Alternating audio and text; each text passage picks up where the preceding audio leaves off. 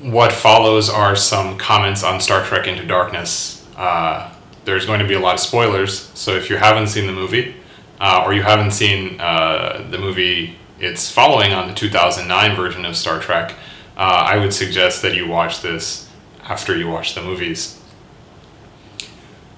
I wanted to comment on some of the thoughts I had watching Star Trek Into Darkness, and some of the feelings I got from what the movie was trying to do and say, and what it inadvertently did and said. First of all, I'm a big fan of Star Trek, of pretty much all the series. I've, horrifyingly enough, probably spent way too much time in my life consuming different iterations of Star Trek. And I would say that there's three reasons why Star Trek is so popular.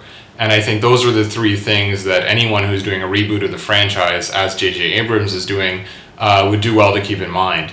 The first thing that makes Star Trek so popular and has allowed it to endure for so long is that ultimately it's a show about a crew as a family, about friendship, about loyalty, about bonds formed through external adventures and disasters and all sorts of strange scenarios, but ultimately it's about a human family and about feeling like you're part of something and part of an adventure.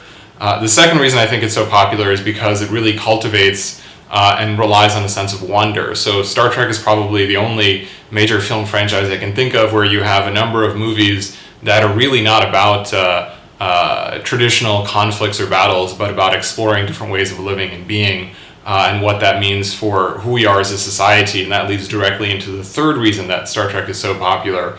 And that's because it's countercultural. It holds up a mirror, shall we say, to who we are and what we stand for, and posits a more positive, maybe creepily utopian future at some times, but certainly gives us something to aspire to and want to be a part of, something that reflects the better part of human nature and something that suggests that we can overcome the baser parts of human nature.